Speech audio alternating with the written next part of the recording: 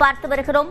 தவிக தலைவர் விஜய் பெரம்பூர், திருச்சி கிழக்கு என 2 தொகுதிகளில் போட்டியிட வாய்ப்பிருப்பதாக தற்போது கூறப்படுகிறது. இது தொடர்பான கூடுதல் விவரங்களை செய்தியாளர் செந்தில்ராஜாவிடம் கேட்கலாம். செந்தில்ராஜா, முழுமையான விவரங்கள். சிவரஞ்சனி, நமக்கு தற்போது தமிழக வெற்றி கழகத்தின் சார்பில் வருகின்ற சட்டமன்ற தேர்தலில் போட்டியிடக்கூடிய ஒரு உத்தேச பட்டியல், வேட்பாளர் பட்டியல் கிடைத்திருக்கிறது. குறிப்பாக பார்த்தீங்கன்னா ஒரு 27 தொகுதிக்கான அந்த பட்டியல் கிடைத்திருக்கிறது. அதில் நமக்கு ஒரு டாப் 20 தொகுதிகளை பார்க்கலாம். நாம் ஏற்கனவே கூறியிருக்கிறோம், பெரம்பூர் மற்றும் திருச்சி கிழக்கு ஆகிய 2 தொகுதிகளில் விஜய் போட்டியிடுகிறார். அதாவது தமிழக வெற்றி கழகத்தின் தலைவரான விஜய் போட்டியிடுகிறார். அதற்கு அடுத்தபடியாக டி நகரில் அக்கட்சியினுடைய பொதுச் செயலாளர் என் ஆனந்த் போட்டியிடுகிறார். அதே போல் கோபிச்செட்டிப்பாளையத்தில் அதிமுகவில் இருந்து விலகி தற்போது தவேகாவில் இணைந்த அக்கட்சியில் இருந்து நிர்வாக குழு தலைமை ஒருங்கிணைப்பாளராக இருக்கக்கூடிய செங்கோட்டையன் போட்டியிடுகிறார்.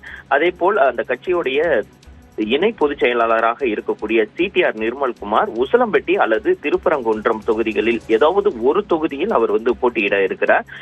அதே போல் வில்லிவாக்கம் தொகுதியில் ஆதவ் அர்ஜுனா போட்டியிட இருக்கிறார். அதற்கான வேலைகளும் நடைபெற்று வருகிறது. மேலும் தமிழக வெற்றி கழகத்துடைய பொருளாளரான வெங்கட்ராமன் மயிலாப்பூர் தொகுதியில் களம் இறங்குவார் என்றும் அதற்கான அந்த தேர்வு நடைபெற்றிருப்பதாகவும் கூறுகிறார்கள். துணை பொதுச் செயலாளராக இருக்கக்கூடிய ராஜ்மோகன் எழும்பூர் தொகுதியில் போட்டியிடுகிறார். ஜேசிடி பிரபாகர் முன்னாள் அதிமுக உறுப்பினர், தற்போது தவேகாவில் விஜயை சந்தித்து இணைந்தார். அவர் அம்பத்தூர் தொகுதியில் போட்டியிட இருப்பதாக கூறப்படுகிறது. ராயபுரம் அல்லது மதுரவாயல் ஆகிய தொகுதிகளில் ரோஹிணி தேட்டர் உரிமையாளரான ரேவந்த் போட்டியிடுவார் என்று கூறப்படுகிறது.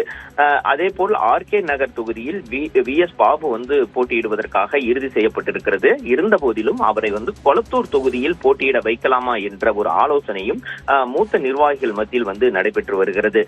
சேலம் தெற்கு தொகுதியில் சேலம் மத்திய மாவட்ட செயலாளர் பார்த்திபன் போட்டியிடுகிறார். அதே போல் திருக்கோவிலூரில் பரணி பாலாஜி போட்டியிட இருக்கிறார் என்று கூறுகிறார்கள். அதே போல் அதிமுகவுடைய முன்னாள் அமைச்சர் தவேகாவில் இணைந்த கூப்பா கிருஷ்ணன் ஸ்ரீரங்கம் தொகுதியில் களம் இறங்குவார் என்றும், கோவை வடக்கு தொகுதியில் சம்பத்குமார் அவர் கோவை மாநகர மாவட்ட செயலாளராக இருக்கிறார் கட்சியில், அவர் போட்டியிடுவார் என்றும், கரூர் தொகுதியில் கரூர் மேற்கு மாவட்ட செயலாளரான மதியழகன் போட்டியிடுவார் என்றும் கூறப்படுகிறது. இவர் அந்த கரூர் சம்பவத்தின் போது கட்சியின் சார்பில் அந்த மாவட்ட செயலாளர் நிகழ்ச்சி ஏற்பாடு செய்து கொண்டிருந்தார். அவர் அந்த சம்பவத்திற்கு கைதாகி இருந்தார். அவர் கரூர் தொகுதியில் களம் இறங்குவார் என்றும் கூறப்படுகிறது.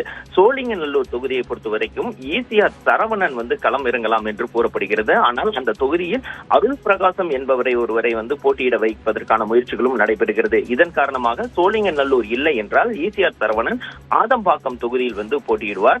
சேப்பாக்கம், திருவள்ளிக்கேணி ஆகிய அந்த தொகுதியில் மோகன கிருஷ்ணன் என்றவர் போட்டியிட இருப்பதாக கூறப்படுகிறது. இவர் பார் கவுன்சில் வைஸ் சேர்மன் பதவியில் வகித்து வருகிறார். இப்பொழுது நடக்க இருக்கக்கூடிய அந்த பார் கவுன்சிலும் அவர் போட்டியிட இருக்கிறார்.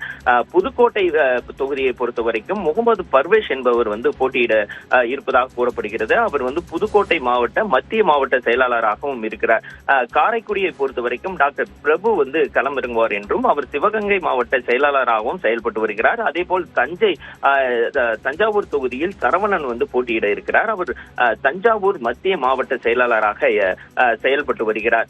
இது தவிர திருமங்கலம் தொகுதியில் ராஜ்மோகன் வேலராமமூர்த்தி, அதாவது எழுத்தாளர் வேலராமமூர்த்தியின் மகனான ராஜ்மோகனை களம் இறக்கவும் திட்டமிட்டிருக்கிறார்கள். ஆனால் ராஜ்மோகன் ஏற்கனவே அதிமுகவில் OPS அணியில் இருந்தார். அவர் திருப்பரங்குன்றம் தொகுதியில் பணியாற்றி கொண்டிருந்தார். எனவே திருமங்கலம் தொகுதிக்கு பதிலாக திருப்பரங்குன்றம் தனக்கு வேண்டும் என்றும் கேட்டு வருகிறதாக கூறப்படுகிறது. தூத்துக்குடி தொகுதியில் தாமிலும், மாதவரம் தொகுதியில் ML பிரபுவும் போட்டியிடுவார் என்று கூறப்படுகிறது. திருவெற்றியூரில் மரிய வில்சன் என்பவர், அதாவது ஜேபிஆர் கல்லூரியுடைய நிபுணராக இருக்கக்கூடியவர் போட்டியிடுவார் என்று தெரிவிக்கிறார்கள். ஒருவேளை RS பாபு கொளத்தூர் தொகுதிக்கு சென்றால் திருவெற்றியூரில் இருந்து ஆர்கே நகர் தொகுதிக்கு மரிய வில்சன் மாற்றப்படலாம் என்றும் கூறுகிறார்கள். அந்தியூர் தொகுதிக்கு வெங்கடேசனும், அரியலூர் தொகுதிக்கு அந்த மாவட்ட செயலருடைய சிவாவும் போட்டியிட இருப்பதாக கூறுகிறார்கள். விவரங்களை வழங்கியமைக்கு நன்றி செந்தில்ராஜா.